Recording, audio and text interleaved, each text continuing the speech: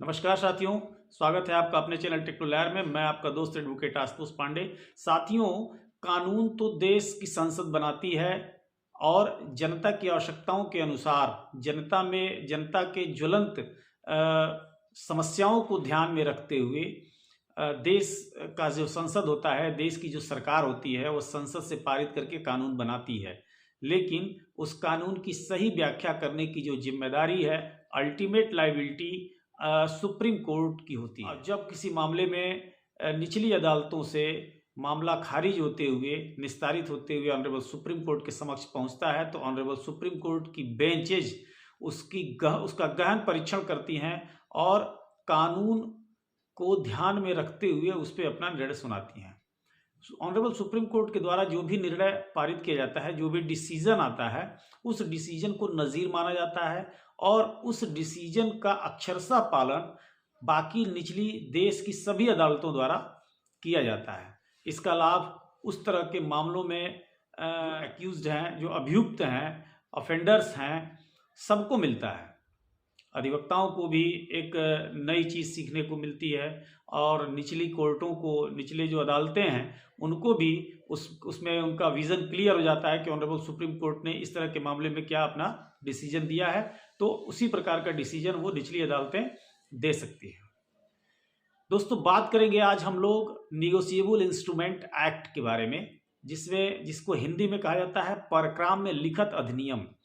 इससे संबंधित पिछले 22 दिसंबर 2024 को ऑनरेबल सुप्रीम कोर्ट ने एक बहुत ही लैंडमार्क जजमेंट दिया है, जिसमें अधिक अपील संख्या जो है वो 5556/2024 है और इसमें विजय कुमार मोनी ने अपील दायर की थी हाई कोर्ट से खारिज होने के बाद, और परेश मन्ना जो कि डिफेंडर थे, डिफेंड कर रहे थे।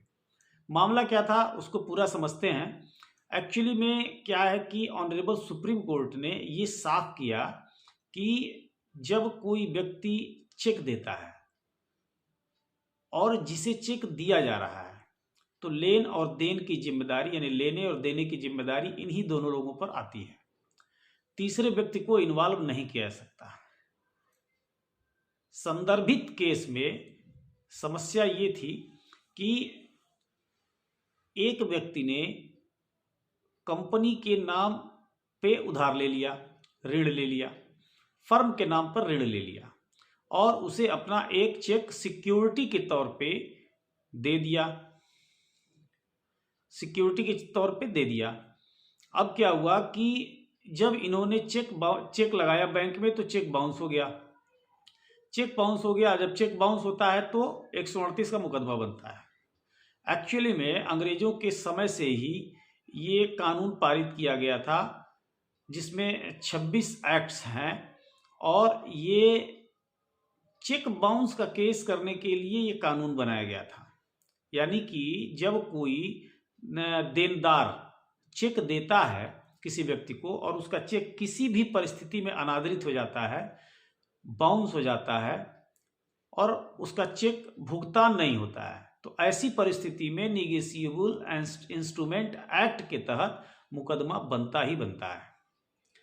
सुप्रीम कोर्ट ने यह कहा कि जो ले रहा है और जो दे रहा है, सिर्फ ये दोनों लोग ही पार्टी बनेंगे, तीसरा कोई व्यक्ति पार्टी नहीं बनेगा।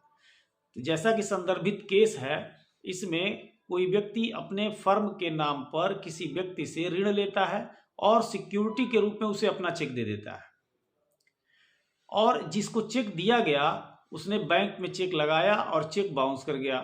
तो जब चेक बाउंस कर गया तो मुकदमा 138 एनआई एक्ट के तहत बनता है। उसने नोटिस दिया, नोटिस देने के बाद उसने एक मुकदमा दाखिल कर दिया। ये व्यक्ति मुकदमा लोअर कोर्ट में जीत गया, तो अभियुक्त ने ऑनरेबल हाई कोर्ट में अपील किया। हाई कोर्ट ने अभियुक्त के ऊपर 25 लाख रुपए का पेनाल्टी और 2 वर्ष की कैद की सजा दे डाली। जब वहां से भी राहत नहीं मिली दोस्तों, तो ये व्यक्ति फिर ऑनरेबल सुप्रीम कोर्ट में चला गया। सुप्रीम कोर्ट ने केस की जांच परख की, कानून को समझा और निगोशिएबल इंस्ट्रूमेंट एक्ट के मूलभूत आधारों को व्यवस्थित तरीके से एक एक करके निर्णित किया और समझाया, और ये कहा कि अगर कोई व्यक्ति किसी व्यक्ति को चेक देता है तो और चेक बाउंस हो जाता है तो वह व्यक्ति विशेष पे ही केस कर सकता है, न कि किसी फर्म पे। यहाँ पे मामला उल्टा है, फर्म के नाम पे लिया गया ऋण और दिया गया चेक किसी व्यक्ति विशेष का था। अगर चेक बाउंस हुआ है तो उस चेक के भुगतान की जिम्मेदारी उस व्यक्ति विशेष की है, न कि फर्म की। इसलिए 138 एनआई एक्ट का केस नहीं बनता है। इस मामले में निर्णय दिया गया ऑनरेबल सुप्रीम कोर्ट के द्वारा, ये बिल्कुल साफ साफ है कि यदि कोई फर्म के नाम पर ऋण ले रहा है और चेक अपने नाम का दे रहा है तो हम केस भी उसी व्यक्ति के नाम पे करेंगे जिस अकाउंट से, जिस खाते का चेक उसे अदा किया गया है, दिया गया है, न कि उस फर्म पे करेंगे। सुप्रीम कोर्ट ने यह भी कहा कि अगर कोई व्यक्ति फर्म के नाम पर ऋण लिया और अपना चेक दिया तो ये एक धोखाधड़ी का मामला है, न कि निगोशिएबल इंस्ट्रूमेंट एक्ट का। और यह आदेश दिया कि आप अपने संदर्भित पुलिस थाने में जाइए और इस व्यक्ति के खिलाफ धोखाधड़ी और 420 का मुकदमा दर्ज कराइए। निगोशिएबल इंस्ट्रूमेंट एक्ट यानी कि एनआई एक्ट का मुकदमा इसके ऊपर नहीं बनता है, और केस को डिसमिस कर दिया।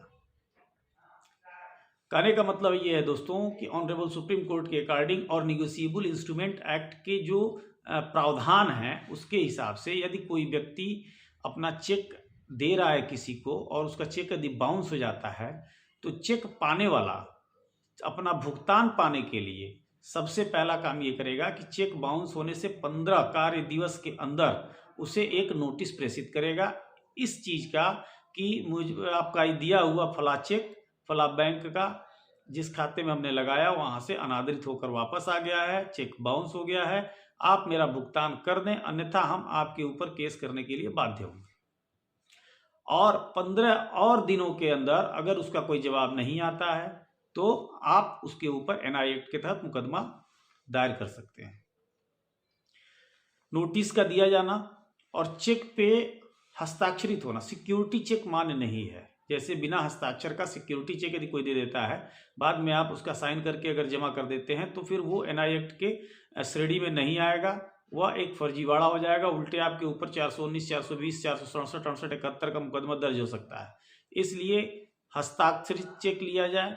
चेक की वैलिडिटी के अंदर यानी चेक की जो वैधता दिवस है उसके अंदर ही भुगतान के लिए आप अपने बैंक में चेक को प्रेजेंट करेंगे।